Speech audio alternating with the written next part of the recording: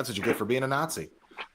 Did you hear that? Speaking of Nazis, Elon Musk is no longer a part of the U.S. government. He left Doge, left as in resigned, quote unquote. I'm thinking more along the lines got fired. So he took all of our data and information, then scooted on out. But he got into a fight with one of the House secretaries in a fist fight earlier today that was corroborated by freaking Caroline Leavitt, the press secretary of the White House.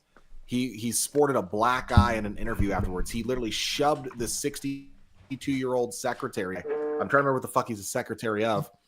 And because they disagreed on the fact that he was leaving, and the judge said, you were supposed to save us $100 trillion in our deficit, and you've only done $100 billion. What the fuck have you been doing? And Elon took that personally and shoved him, and they got into a fucking fist fight, and he got his ass kicked by this fucking guy. I think it's Secretary Bessett. And I'm just like, bro, he's going, you got a 62-year-old man kicked your ass. I love it. He's like, oh, yeah, you were supposed to save us $100 trillion. Guess what? It's only been 100 days. Shut the fuck up. You know what? Just because of that story, I'm going to go get a donut. It's been more than 100 days, and we're worse off than where we were in January. So, yeah. Fucking, that's funny. Oh, we're live, by the way. Oh, we are? Yeah, I just got the two notifications.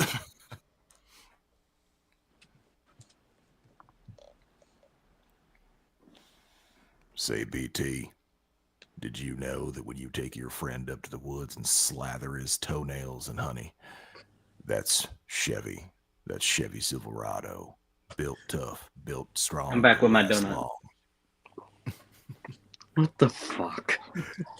Yeah, that story that Blood told me wanted me to go get a donut.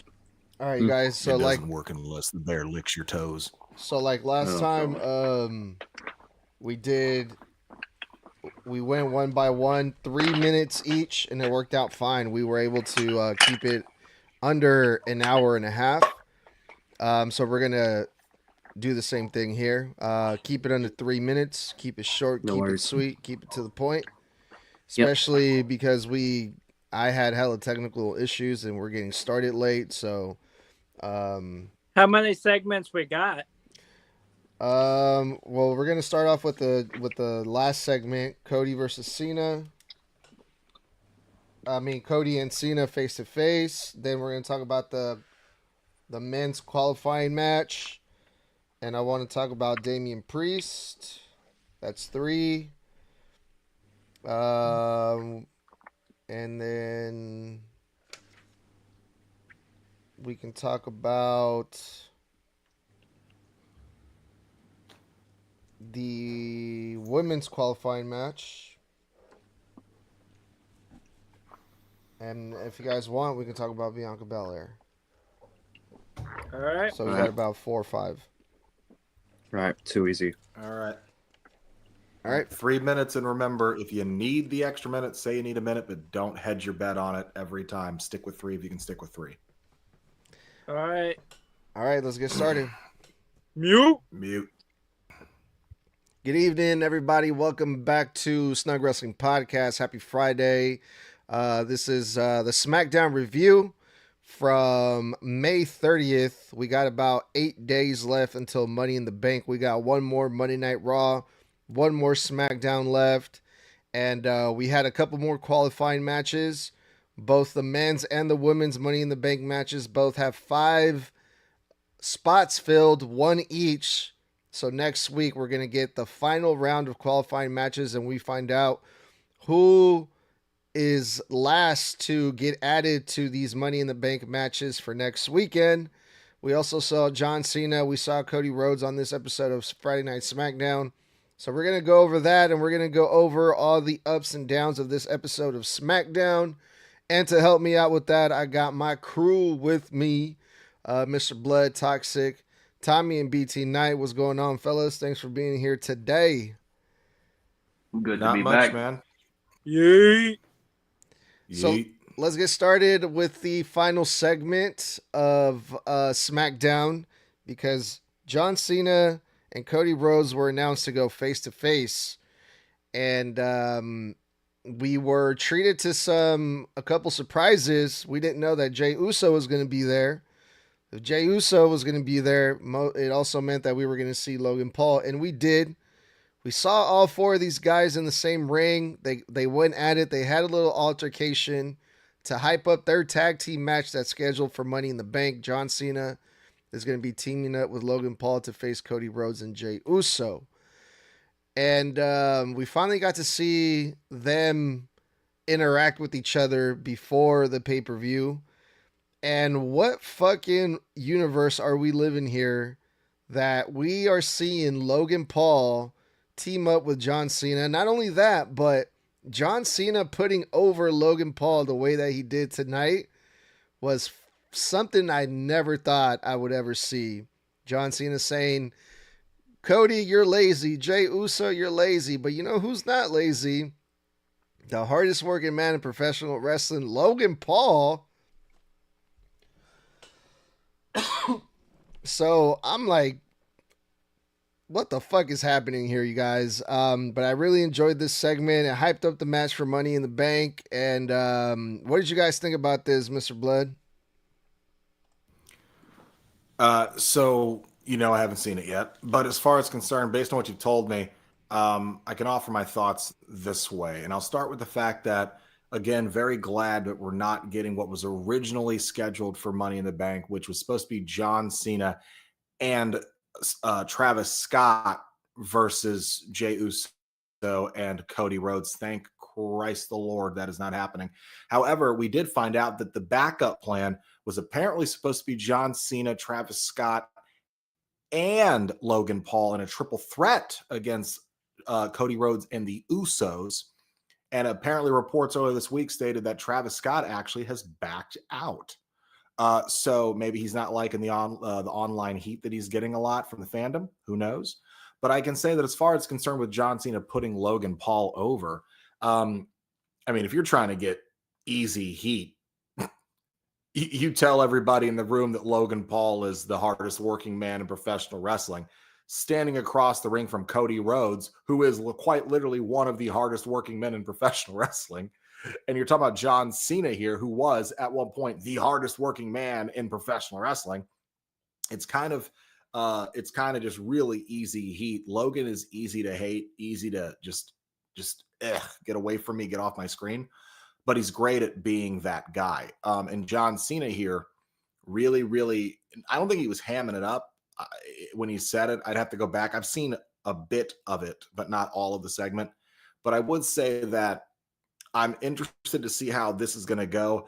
I can already tell that no one is cashing in at Money in the Bank during this tag match because it's already been scheduled for that Jey Uso versus Gunther match that following Monday.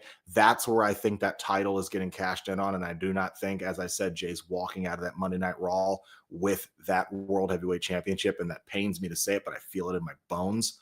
But all in all, it sets up the segment. The match better. I'm glad we actually have John Cena back to fucking build this thing. All I would say is I'm hoping whatever the go home SmackDown next week is, if we can get him again one more time to really set this in motion, because it's Money in the Bank, we need a good, strong go home show. But yeah, those are my thoughts. I would say it's inoffensive and effective in building more heat on Logan and on John, kind of making you really want to see Cody and Jay win that much more. So yeah. I enjoyed this. I didn't expect Jay or Logan to come out, which people would say, oh, that's the most predictable thing. Yeah, not for me. I wasn't expecting it. Going off of what Blood said, I don't think Jay is safe from a cash-in. I think Cena is the one who has to be worried about the cash-in. Because think about it, and this might take me a little bit longer than what we said. If you win that Money in the Bank, you want to be which champion would you rather cash in on? The person who has been working for 15 years to try and just get a world championship, or the 17-time world champion that the last time is now? If you want to say wrestling, you better cash in on that championship. If I was Mr. Money in the Bank, I'm going after Cena. So that's my thoughts. I completely agree with Tox on this one. I do believe that Jay is safe. As much as I would love to agree with Blood here, I think that Jay's walking out on Monday. Which, speaking of that, people are over here saying, oh, yeah, like it's the most predictable thing. Both of these men are on Raw. One of them is the current champion of Raw. Ever since that title was dropped by Roman and the new title was put into place, why the fuck would the champion on Monday Night Raw show up on SmackDown? Why? Except he wouldn't. Now, with this match, we know it's going to be a good match. We know it's also going to be a viral match. How do we know this? Because Logan Paul is involved. Literally every match he's in goes viral. As much as I hate to say it, you have to give this man his flowers. You truly do. He does some of the most insane shit that has not been done for years. Such as him bouncing off the top rope into that backflip like he did. He claimed that had never been done, although it had been done years ago, but has not been attempted since. This match is going to be absolutely insane. It is going to go viral. Whether it will actually be good or not, we will have to wait until next Saturday to find out. I fully agree with Tommy and Toxic. I think Jay is safe from a cash-in. It's weak. So, let me make one thing clear. I know I've said ages ago that I didn't want LA Knight winning the briefcase because I want people to miss him. I've said that on record. I have said that on this podcast as well. And I realize that I may be a hypocrite for changing my mind. But when you talk about getting a third chance and a Money in the Bank briefcase, like John Cena said to The Rock in 2013, do you realize how many people don't even get a first chance? Karrion Kross isn't even getting a first chance. Because it was just confirmed that CM Punk is going to be in the qualifying match for Monday Night Raw. And they don't even think about adding Karrion Kross to a qualifying match. He doesn't even get a first chance. LA Knight is getting his third consecutive chance. 3 years in a row. If he doesn't win it, what the fuck else is there for him to do? As far as it goes for the promo, my favorite part of that whole promo was when Cody said, "Are you and Logan gonna go backstage and you're gonna polish his peacemaker?" Where Jay he dropped that mic and he hit oh my god, that's a violation. I enjoyed that segment overall, but yeah, I think Jay's safe from the cash-in. I hate to break it to everybody, but ain't nobody safe from the cash-in. At Money in the Bank, you're literally gonna have both champions, John Cena and Jey Uso, in that show. Anyone can cash in on anyone. After those matches are set and done, depending on how the card goes, Jey Uso ain't safe, y'all. I hate to say it, but damn it, I forgot the other point that I was gonna make. I guess it wasn't that important. So yeah, moving on here. That was the main event segment of SmackDown. So let's go back the thing to that you conveniently forgot. Was it about Jay particularly? Probably. I don't know. I don't remember. Bianca Belair is back, y'all. Bianca Belair came back in her hometown. She's still rocking the little hand brace thing. She got a nice little pop. And she got interrupted by Naomi. And I don't know. This feud is not really for me. Naomi is getting a lot of boos, which is good. The people are reacting to her. And the people love Bianca. Obviously, it's her hometown. So that's still going on. Naomi, we learned that she's freaking psycho because she said that she went into Bianca's parents' house and who knows what she did while she was in there.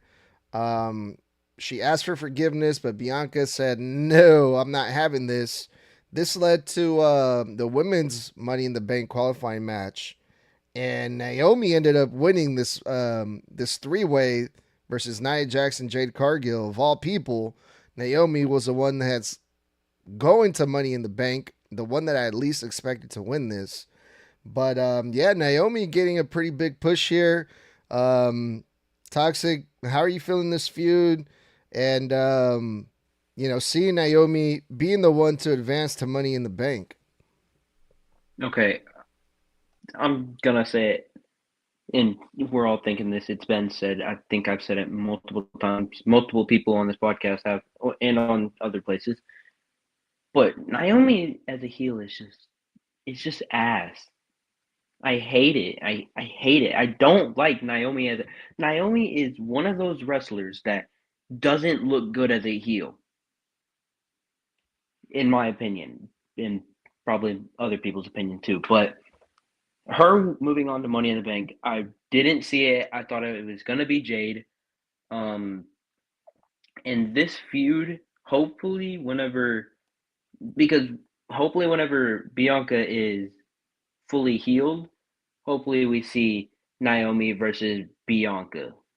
I think that's what this is going to lead into. This whole entire feud until Bianca is better, it's going to lead to Naomi versus Bianca.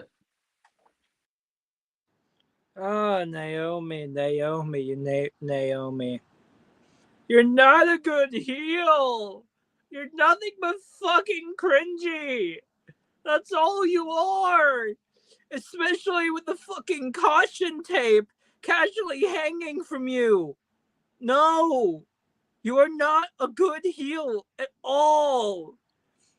And why the fuck would you do something as stupid as full-blown admitting to not only just going into her parents' house, but fucking breaking in? You broke into her parents' house. What the fuck? No. Why the fuck would you ever admit that? Especially to Bianca of all people. Stop it.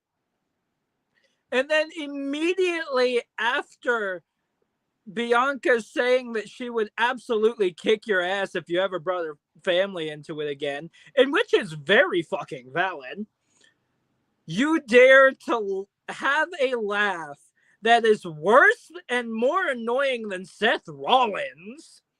I'm just gonna put that out there. Like, it is way worse than Seth Rollins. It is way more annoying. But you're over here saying that you would hate for Bianca to be in a wheelchair like her mom. Why the fuck are you doing this? I get it, you're a heel, but you are making the worst mistakes you could possibly make. I wish you luck, Naomi, because that caution tape around you is only going to end up being a detriment to you. It's not going to save you from Bianca. I want to capitalize on what Tommy said. The fact that you admitted to breaking into Bianca's house and then immediately went, oh my God, I'm so sorry. I realized I was wrong for my actions. You fucking asshole. Why the fuck would you do that? That is as dumb as a criminal admitting that to the police. And then immediately they're just like, I realize I was wrong for my actions. Please do not sentence me to life in prison. Motherfucker, you've been sentenced to life in prison. Bianca is never gonna forgive you. Okay? And as soon as she says that she would kick your ass, you immediately want her to be in the wheelchair. Naomi, she cannot be taken seriously as a heel. She is a cringe fest and a fucking freak show. Naomi, I don't know how to say this. I really need you to get your sexual urges checked. Because you are a freak show. I mean, just not that long ago, you were freaking all over Jade Cargill on the lead up to WrestleMania. You were a freak. And you were telling us to proceed with caution. Yeah! I don't want an STD! What the fuck? And we're canceled again. Whatever. But as far as the match goes, this was sloppy as fuck. Oh my god. And it wasn't on Naomi's part. It was on Nia Jax's part. Oh my fucking Christ. Sloppy as fuck. The pacing was so bad. I have given Nia Jax her flowers for the 2024 that she has had, but fuck me, this was not it. This was not it. Oh my god, this was bad. But yeah, sad to say, but we're gonna have to cop the fact that Naomi's going to Money in the Bank. Pray to God she doesn't win it, but that's how it is. I like Naomi as a heel. As far as it's concerned, you guys got to understand something. This ain't Naomi on Naomi. This is on the fact that they are trying to tell a story 5 months too late after they shoehorned Bianca into Elimination Chamber and then shoved her onto Raw for 2 straight months. They could have told this story literally as the match for Mania and kept, again, Bianca out of Elimination Chamber, out of the triple threat, just told the story between Rhea and Io of Rhea never being able to beat Io. That should have been the story. We've been over this. This story, this feud would be over already. It would have been over by now because it would have ended at Mania and have been building for the 2 months leading into Mania and then finished at Mania. It would have been over. Then we could be moving on to Bianca versus Jade. But as far as it's concerned, this isn't on Naomi. This is on them start, stop, and starting again this feud. On and off, on and off. And then, by the way, I just checked. The last match Bianca was in was WrestleMania, April 20th. So now that it's been a month and a week and a half later, now you want to bring her back in to continue this fucking story again? She had an injury. Yeah, but that's my point. If you got an injury, just stop telling the story, man. Like all this shit. When did Jade Cargill return? At Elimination Chamber, right? Okay, that was in February. It's June in 2 days. This story started last year in like November, bro. End it.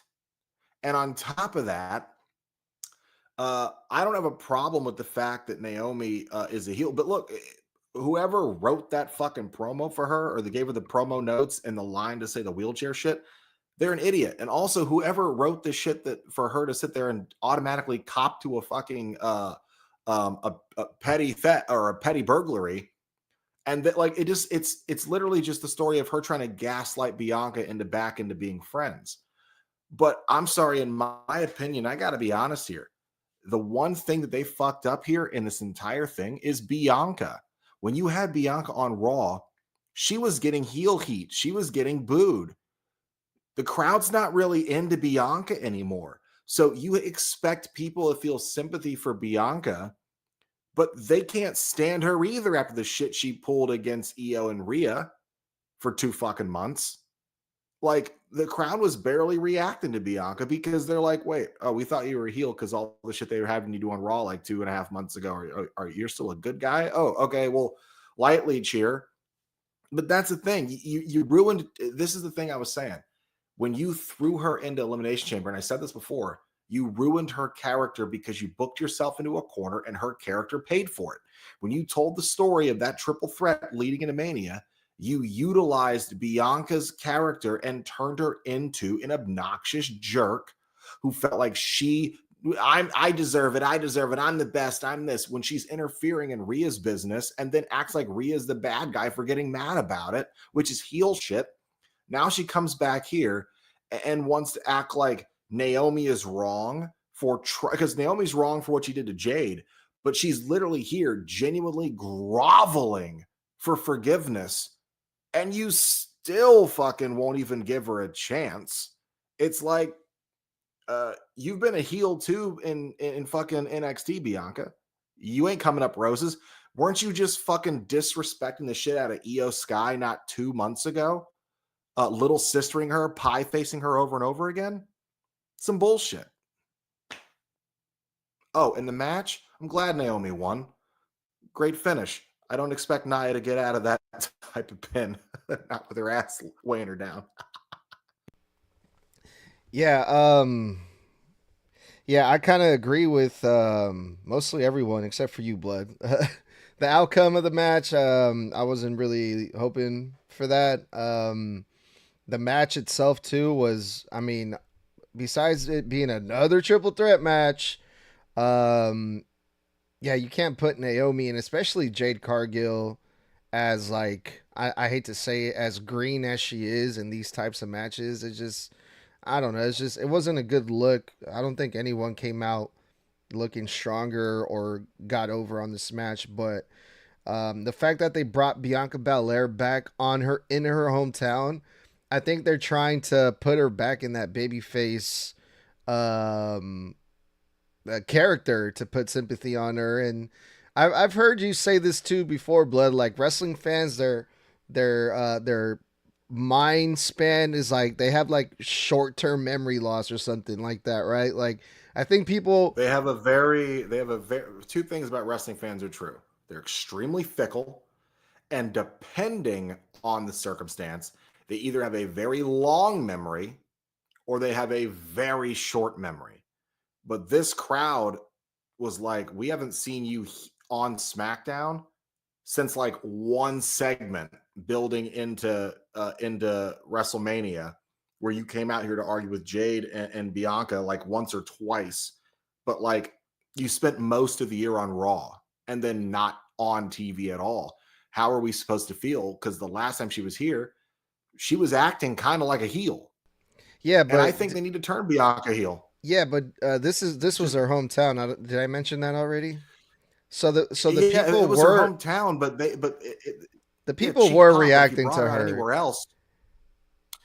But if you brought her out in any other city, and I think the reason they brought her out here and not out last week or next week is because they knew they could get a little babyface shine on her in her hometown. If they brought her out in any other city, I think she gets some booze mixed in with those cheers. Yeah, and if you saw, I don't know if you saw this entire segment or not, but like since she came out, she she got the big hometown reaction. They even let her do like some song that apparently everyone in that arena knew. It's probably like, I don't know, some Tennessee thing or something. So they really I went saw the clip. Yeah, they really went all out to try to put Bianca Belair over here tonight. And then here comes Naomi and she gets super booed, and Bianca's getting all the cheers. So I think they're going to try to do that again. They're going to try to make people forget all that shit that Bianca did, leading up to WrestleMania. Yeah, wash that stink off that awful build. Yeah, pretty much. The only reason why they pulled out that song is because of the fact that it's a Nashville staple, so literally everyone in that town knows it. Again, it's just building a cheap pop because they know they fucked up with Bianca the last 2.5, 3 months. And they're like, we got to reverse the damage we did to her character. And they know it because they pay attention to the online community and they pay attention to how the fans react in those stadiums. and she was not very well liked by the fans since like freaking February. So you got to reverse that damage. Well, unfortunately, because this is SmackDown, you guys, we have to talk about the SmackDown Tag Team Division. So we saw a segment with all of the tag teams once again, followed by another tag team match with Javon Evans, who, by the way, this is his first time on SmackDown, if I'm not mistaken, who teamed up with Rey Fenix versus the Garzas. And that tag team match was to build up a match at Worlds Collide. You guys are going to have to help me out with what's going on in Worlds Collide. I haven't really been paying attention, but I know this tag team match. Hold on one second. Not yet. So I know this tag team match, it was to build up that. We'll get into that in a little bit. The segment before that was the Street Profits, the tag team champions, came out. And then Fraxium comes out. Fraxium technically never lost to the Street Profits because of the Wide Six interfered last week. So they want a rematch. And then they get no pop. Even though they're this fresh, new, young tag team who's undefeated. They come out. No one cares. Then Motor City Machine Gun come out. And then the DIY come out. And I'm like, okay, here we go again. Let's just stop putting all these teams together in the same matches, in the same segments all the fucking time. I understand that they all want to be tag team champions. That's the point. I get it. That's the major goal. However, it's just getting really exhausting because, like, who are we supposed to cheer for?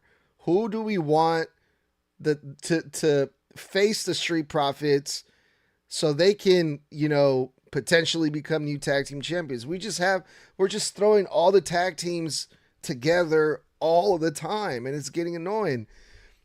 Like, it's cool to have a number of tag teams, right? But none of these tag teams have personal issues or a personal feud. It's just all about the tag team titles, the tag team titles, the tag team titles. And I'm just like, when are we going to get something different?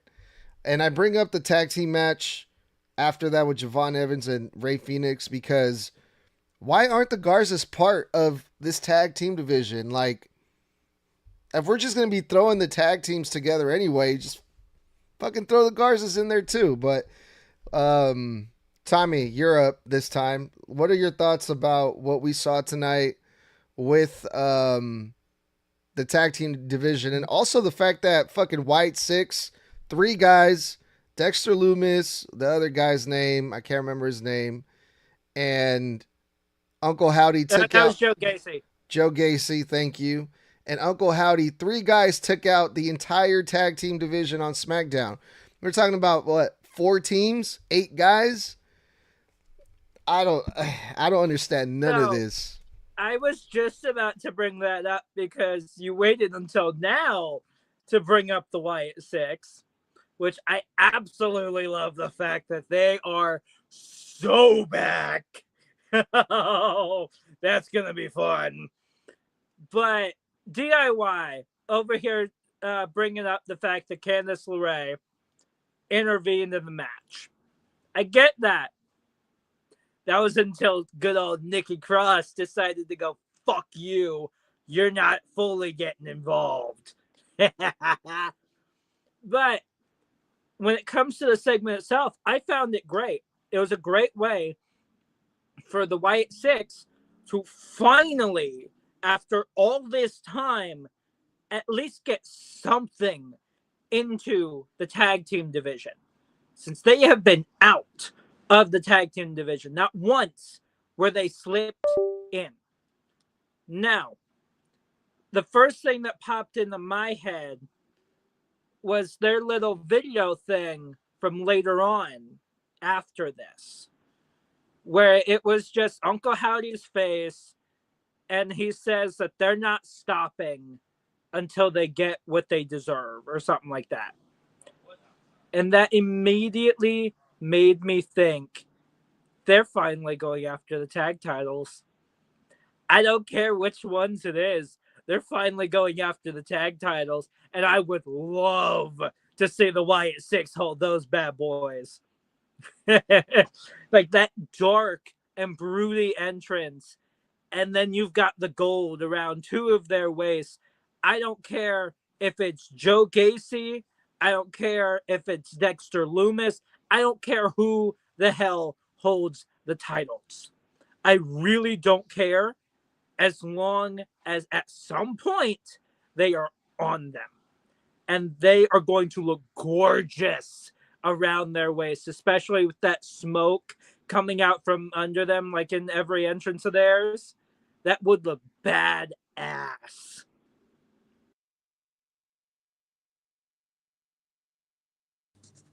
I didn't get much of this segment, but I did see the Wyatt Six interfere. I love the Wyatt Six. They're awesome. Yeah, I haven't got that much thoughts on it, honestly. It's good to see the Wyatt Six back.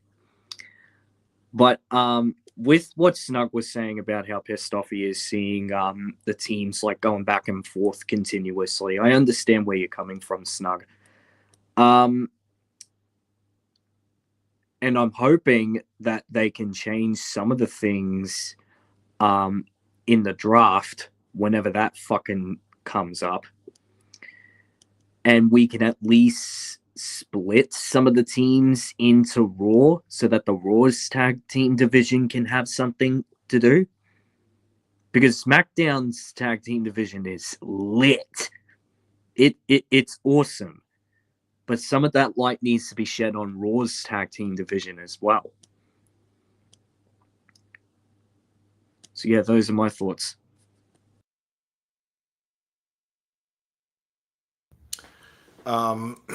I again love seeing the Wyatt Six back. It's great. Like we said last week, I think that eventually they're going to have to go out on their own, like you and I said, Snug, because you can't coast on the memory and honor of Bray Wyatt forever. Eventually, you've got to carve your own path in these divisions, and going after the tag titles is an interesting change of pace for a faction of that size. Of course, we have to assume, again, at some point very soon, Alexa Bliss has got to be getting involved. Remember, it was reported that she would be leading the Wyatt Six. That was a big plan. And they've put them on the same brands now. So that's something we need to be cautiously aware of. Having all the tag teams on the same time, I get that you're trying to showcase every team and give every team TV time every week. But then I go to the Raw division and there's 3 teams in the tag title scene. And it's like, bruh, okay. Like they've even got people from NXT on fucking SmackDown in tag matches. I mean, you know what I didn't have on my 2025 bingo card? The fucking Garza scoring a pinfall on actual live TV. When I thought that the fucking people who couldn't buy a win were literally Solo Sikoa, freaking Carmelo Hayes, and the Garzas, didn't see that on my bingo card. So I don't know who they paid off or whose catering they paid for, but they got a pin tonight, and I was shocked. That being said, I want to highlight one individual performer tonight from this match. Javon Evans. Javon fucking Evans tonight. What a delight. If you're trying to showcase NXT guys or, newer, younger guys on the main rosters and build stars, man, Javon Evans, man. That guy has all the energy and heart of a backyard wrestler mixed with that hood kid who would just do wrestling moves on his friends in a grocery store. Those guys on YouTube. That's the energy I get from watching this kid. And everything he does looks crisp. It looks clean. It's like they shrunk Randy Orton and made him black. And I mean, legitimately, to me, out of every single person on the show tonight, every performer on the show, top to bottom, I think Javon Evans stood out amongst everyone tonight as far as in-ring performances go.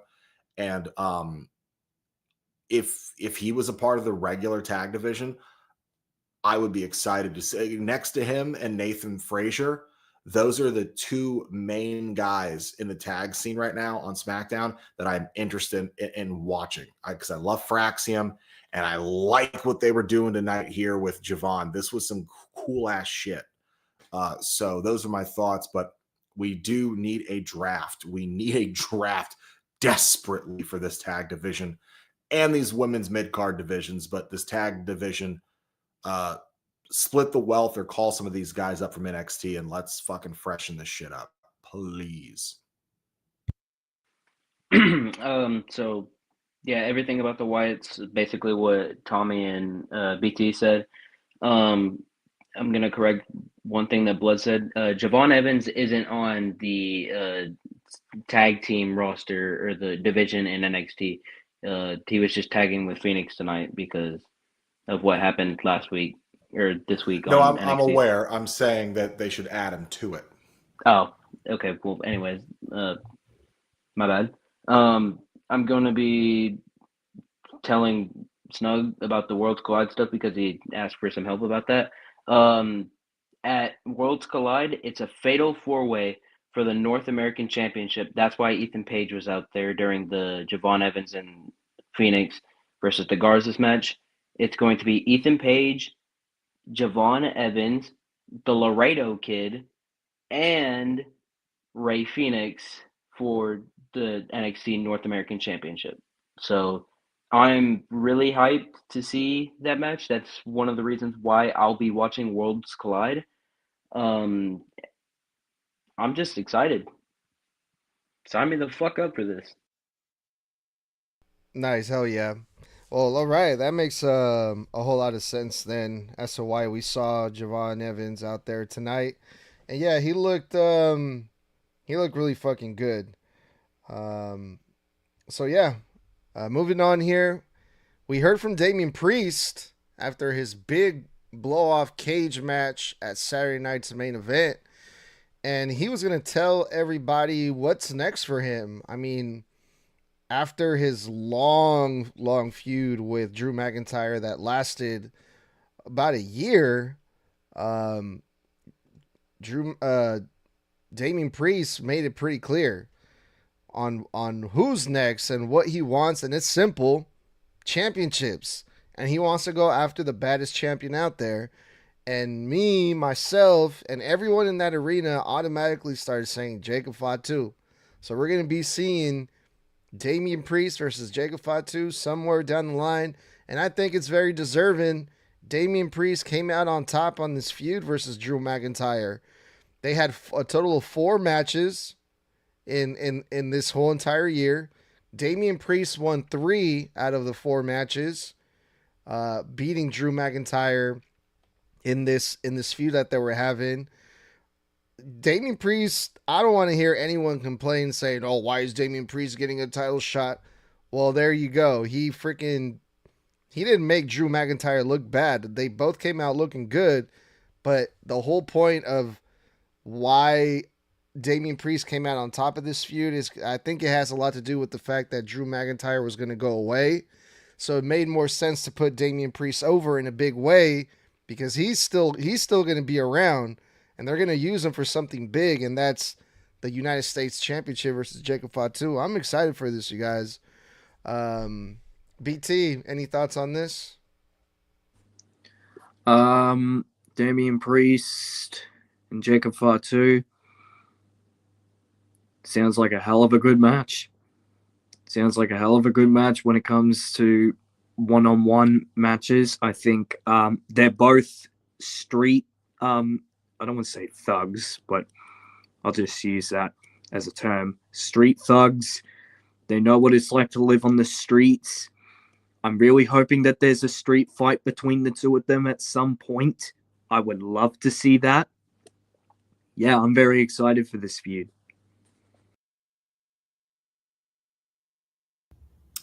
I enjoyed the segment with Damian mainly because I like that he was genuinely putting Drew over, and genuinely putting over Jacob. I thought was great. He's like, and he really exemplified and tried to really kind of emphasize the fact that this was his actual real feelings and just not, character work. And I like that we have the direction. He came out of a great feud with Drew that was on and off for about a year, that started getting built at, I believe it was the Royal Rumble of last year. 2023 War Games. Or War Games, then goes all the way to Rumble, then the Cash In at Mania, on and off back last year, really in full effect this year, the Royal Rumble again. And then it just kind of culminated. Like they're using Drew properly. They used Damian properly here. Those guys played off each other well. And I like that the higher ups and Triple H, Nick on, they see the greatness in Damian Priest, and that they didn't just, we gave you the championship once, now we're going to stop booking you normally, we're going to haphazard, you're going to job out, like they do to so many guys. They give that one opportunity to. Checks notes Big E Langston, checks notes Kofi Kingston as champions, and it's just nice to see that they're keeping his momentum up. And I like that they're like, the direction that you're telling us Damian's going in is not just the direction Damian's going in. You're telling us the direction that you plan on booking him in. And that is in future championship opportunities, in matches, in a competitive nature. That makes me see that you find Damian Priest important and as a big deal. And if the company treats him as a big deal, then he's a big deal to the fans. And that's overall just a great thing for him. So I'm excited to see where he goes. I love that they're putting so much spotlight on him so that he can then rub that off onto Jacob, giggity, pause, resume. And then literally they can have a couple of barn burners too, man. We're going into Money in the Bank. We're going to be going into a Saudi show here pretty soon. And we're also going to be hitting SummerSlam here at some point. So you got to wonder, are they saving a face-off for SummerSlam for Jacob versus Damian? But all I know is this is great. I enjoyed it. Great build up for Damian. Love that he put the other guys over. It's good for the boys. This was good. This was what we need. We need to know where Damian is going, and this was effective.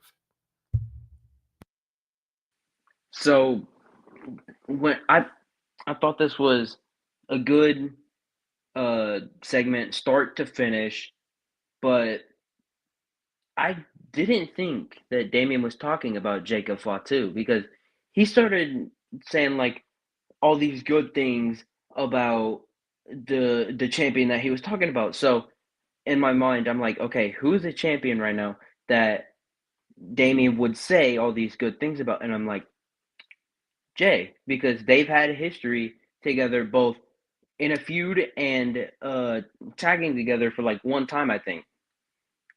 So my mind, like, so he's gonna call out Jay on SmackDown? That's weird. Why wouldn't he just make a surprise appearance on Raw? But then he said Jacob Fatu, and I'm like, oh, that makes sense. So yeah, I kind of felt stupid during that. But like I said, great segment, start to finish. I enjoyed everything about it. Damian putting McIntyre and Fatu over just made this hell of a lot better. I'm super excited for this feud, man. I really am. I do not believe that this is going to be a one-match wonder. It's just not. You have two big boys. I do not think that these two are just going to have a one-match wonder. It's just not going to happen.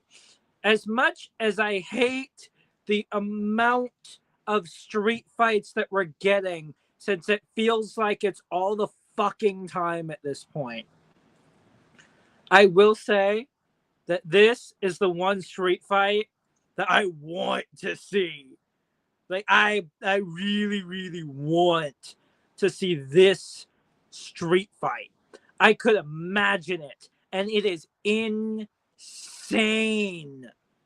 Like, I fucking love both of these men, and the fact that he is going after the United States title, a title that he has held once before.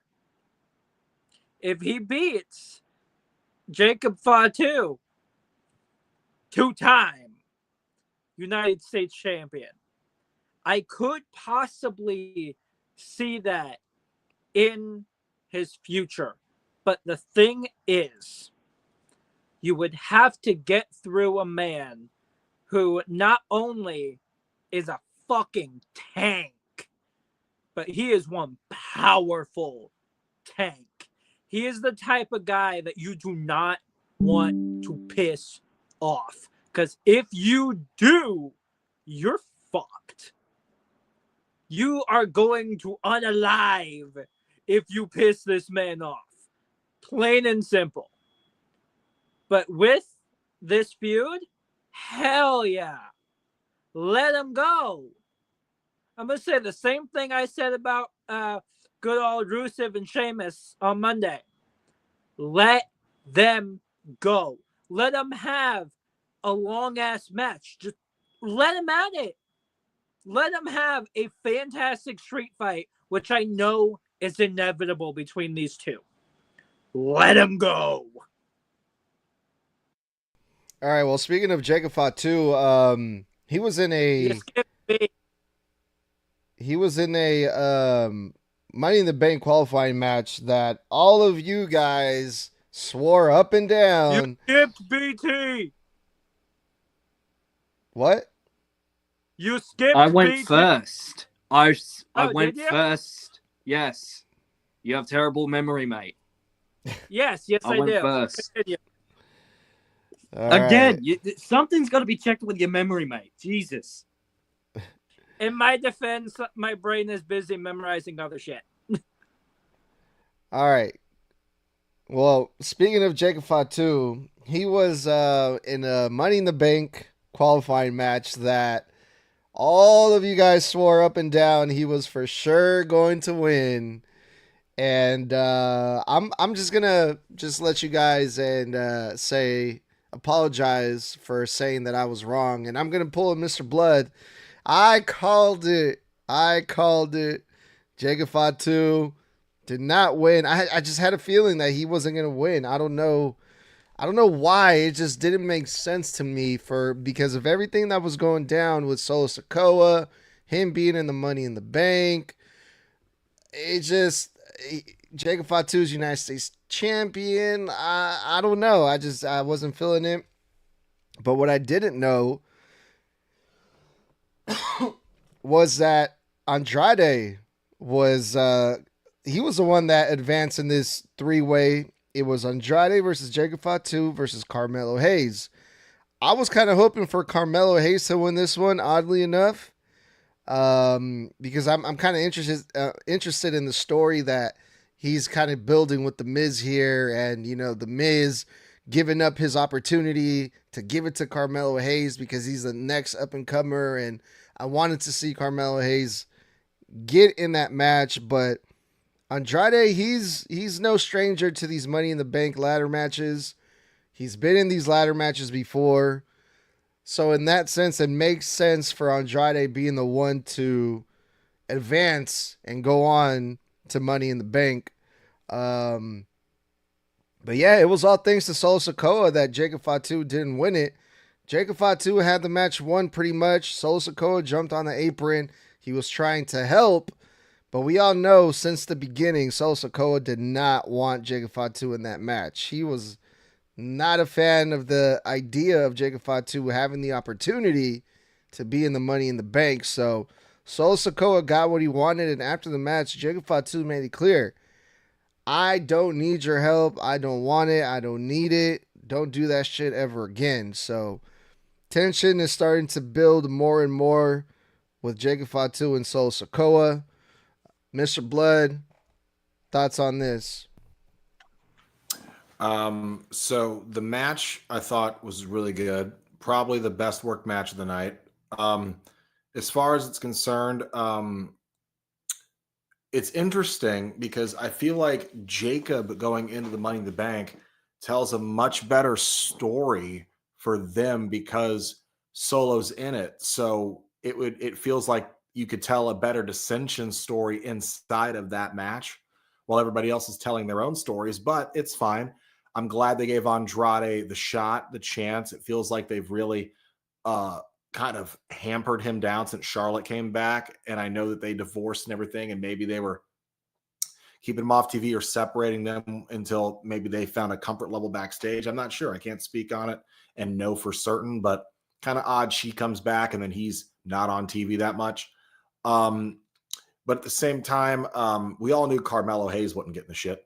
I feel like they have not done irreparable damage to Carmelo Hayes, but they have done a lot of damage to Carmelo Hayes in the sense of, I don't know what you do to rebuild his legitimacy that he had in NXT before he got called up, the legitimacy that he had on the draft night last year after WrestleMania 40 when he versed Cody Rhodes in the main event, for Christ's sakes, and had a great showing. And now, what a difference a year makes, as they say, where this man is just the most talented jobber on the fucking SmackDown roster. And it's kind of like, what the fuck? When it comes to it, I like that the biggest problem in this match isn't just Solo getting on the ropes and, jawing off and trying to dance at ringside and being an absolute distraction, and getting up on the ropes and trying to order Solo to do another moonsault. Do it again, do another moonsault. And when he doesn't listen, then the big point of contention comes up.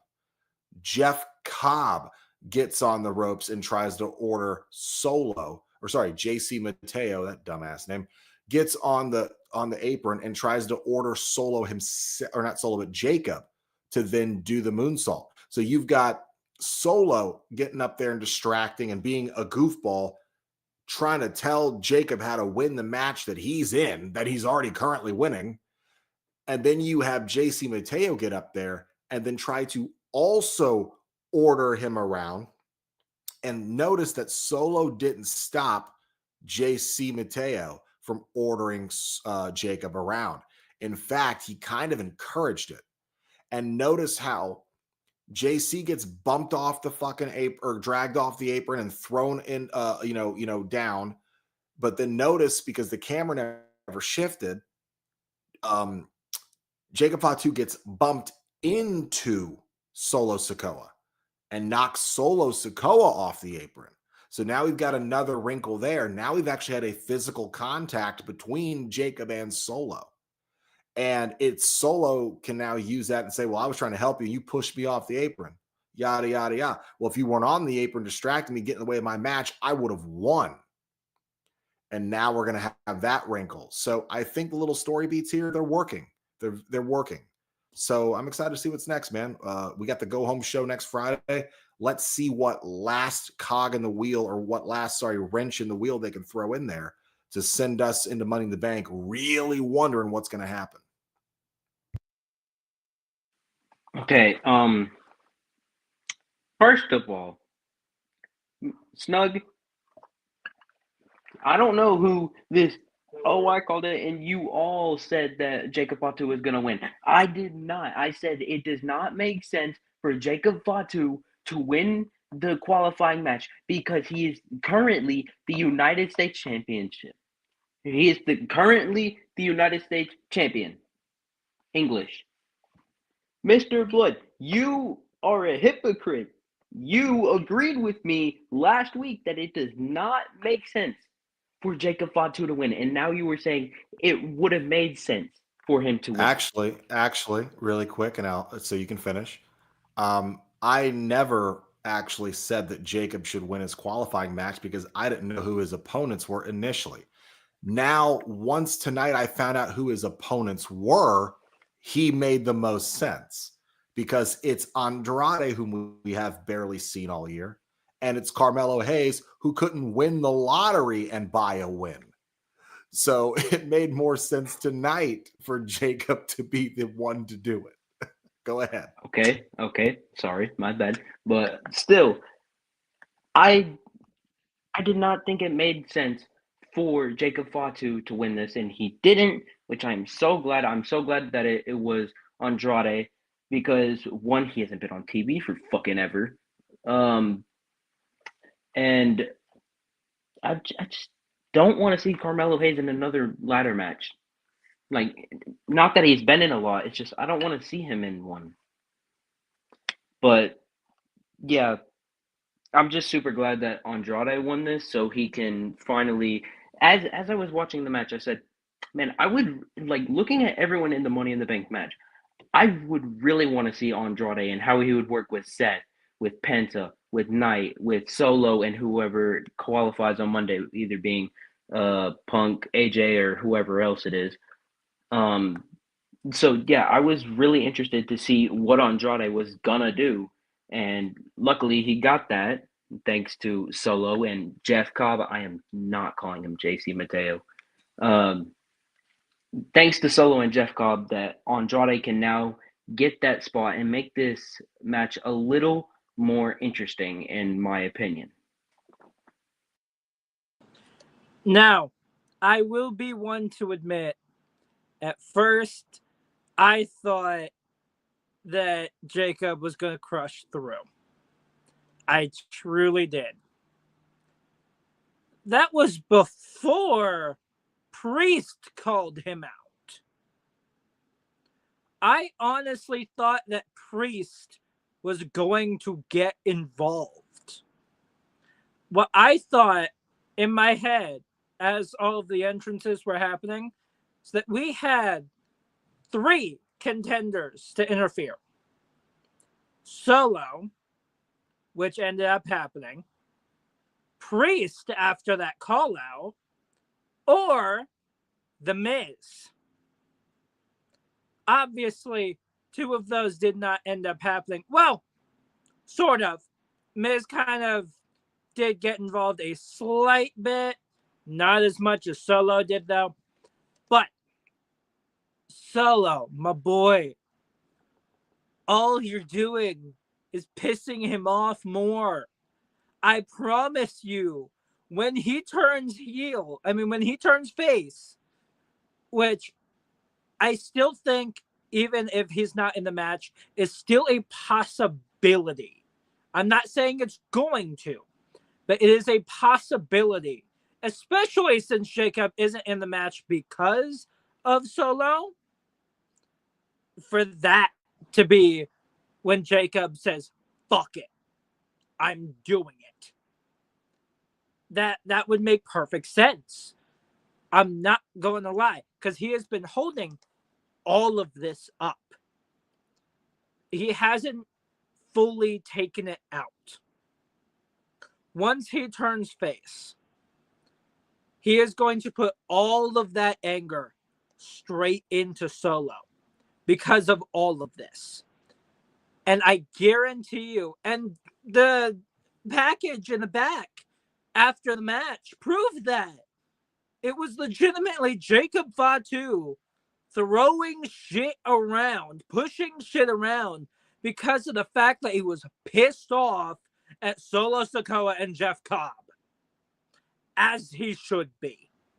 But my guess, if I were to put it at any point this year, it would be Money in the Bank. That is my guess for the face turn.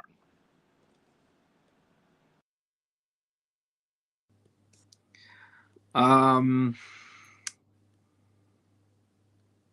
don't know what to say. I don't. I wanted Jacob Fatu to win because it made sense to the Bloodline story that they are telling.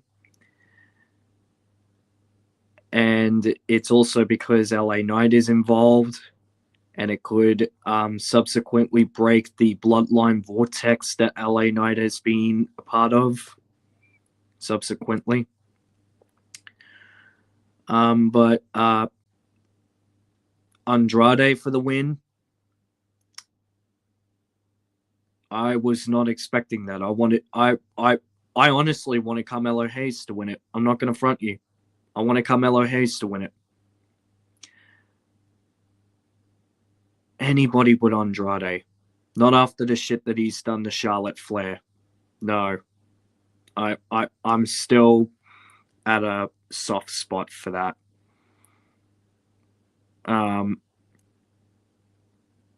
But yeah, where I'll end this is congrats Snug, on calling this right. You got it right.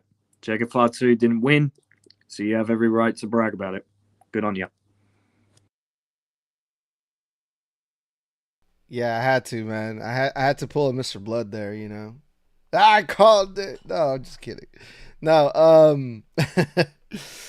well, yeah. So far for the men's Money in the Bank, we have Seth Rollins, Penta, Solo Sikoa, LA Knight, and Andrade, and we have one more spot open that's gonna get filled next week, I'm sure. And for the women's side, we have Rhea Ripley, Alexa Bliss, Roxanne, Julia, and Naomi. So those are the men's and the women's Money in the Bank so far. So next week should be fun, you guys. We're probably gonna at some point do some Money in the Bank predictions next week as well. So be on the lookout for that. But for now, that was a SmackDown review. Good night, everybody. We're gonna get up out of here, and we will see you next time. Let's get the fuck out of here. No yeet. Bye. 4 letters, Four letters, one one word. word.